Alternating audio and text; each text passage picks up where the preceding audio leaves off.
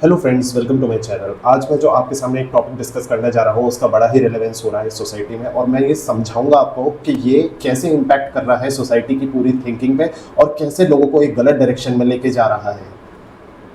तो गाइस, हो ये रहा है जैसे भी मैंने पहले वीडियोस में बताया है आपको कि जैसे ये हमारी मैरिज रिलेटेड किलिंग्स हो रही हैं, जिसमें लड़कियां ने 2 या 3 या कह सकते हैं 4 से 5 केस में अपने हस्बैंड को मौत के घाट उतार दिया है, वेरियस तरीके के प्लॉट और अपने एक्स लवर्स के साथ मिलकर। तो इसकी वजह से समाज में दहशत है। अब ये दहशत जैसे सोसाइटी में फैल रही है, मैं इसका एक बायस बताऊंगा। आप लोगों ने पढ़ा होगा तरह तरह के बायस होते हैं, जब हमारा दिमाग किसी एक चीज़ को डिफ्रेंशिएट नहीं कर पाता है, उसके आगे पीछे का लॉजिक नहीं समझ पाता है, उस आगे पीछे के लॉजिक को जब हम कॉम्प्रिहेंड नहीं कर सकते हैं तो फिर हम उस बात को ही सच मान लेते हैं और उसके अकॉर्डिंगली अपने फैसले लेते हैं। जैसे इस केस में क्या हो रहा है, हमारा सबसे बड़ा बायस, और इसको कहते हैं फेलियर बायस। तो दोस्तों, फेलियर बायस में ये होता है कि जैसे आपके पापा के 2 या 3 दोस्त थे, ठीक है। आपके पापा ने उन्हें बिजनेस स्टार्ट करते देखा, ठीक है, बिजनेस स्टार्ट किया और उन दोनों ने बिजनेस ठप कर दिया। एक ने बिजनेस हो सकता है लोन की वजह से ठप कर दिया, ये बेटर यूटिलाइजेशन ऑफ मनी नहीं हुआ। दूसरे ने शायद इसलिए ठप कर दिया कि उसे बिजनेस की समझ ही नहीं थी, शायद उसके उतनी अकल ही नहीं थी कि वो बिजनेस चला पाए। तो क्या होगा इसका इम्पैक्ट सबसे बड़ा, कि आपके पापा पे सबसे पहले ये इसका इंप्रेशन जाएगा कि नहीं यार, बिजनेस करने ना नुकसान ही नुकसान होता है, ठीक है।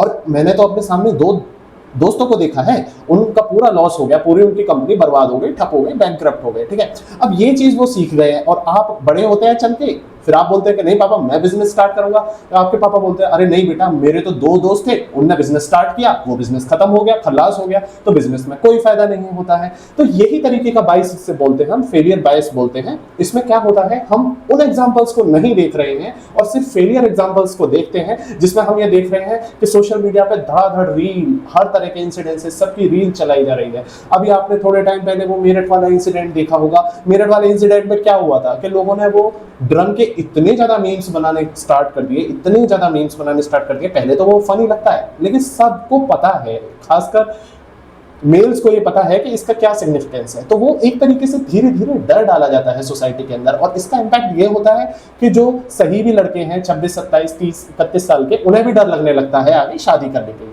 तो यही एक चीज है जो मैं आपको समझाना चाहता हूं इसमें, कि बायस हमारे दिमाग पर कैसे इंपैक्ट डालता है। अब आप सबसे पहले ये सोचिए कि अगर ये 4-5 केस इतने हाईलाइट हो गए, इतना इसका इंपैक्ट आपके दिमाग पर पड़ रहा है, और फिर आप ये देख रहे हैं और इसे कंज्यूम कर रहे हैं और घबरा रहे हैं, ठीक है, सत्यानाश हो रहा है।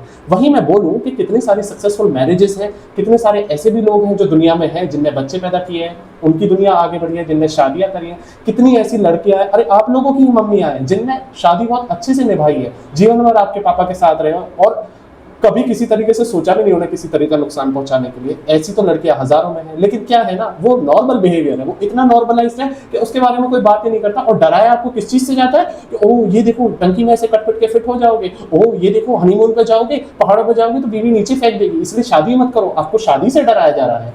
दिस इज नॉट एक्सेप्टेबल, और आप लोगों को ये चीज समझनी है, थोड़ा बियॉन्ड द होराइजन भी देखने की जरूरत पड़ेगी आपको। मतलब यही नहीं है कि आप ये सोचे कि अरे यार ऐसा ही हो रहा है, सबके साथ ऐसा ही हो रहा है, मैं क्यों करूं, मुझे नहीं रिस्क लेना। भाई रिस्क हर चीज में है, और ऐसा नहीं है शादी में ये वाला रिस्क है, उसमें अपने अलग तरीके के रिस्क होते हैं।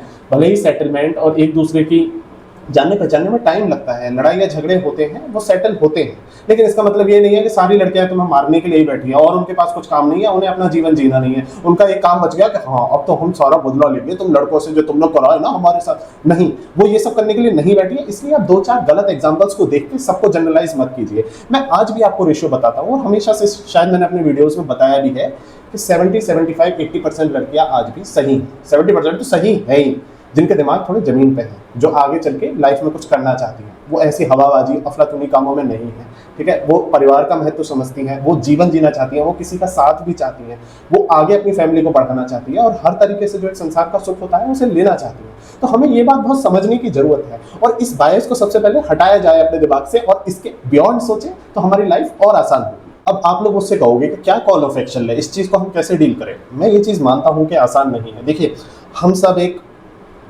एंगल से देखा जाए तो सब डिजिटल रोबोट्स ही हैं। हम बैठे पूरे दिन फोन पे स्वाइप ही करते रहते हैं। मैं आपकी नहीं, मैं अपनी भी बात कर रहा हूँ, और मैं जिनको जानता हूँ सबके साथ यही है, जमाना उसी तरीके से चल रहा है।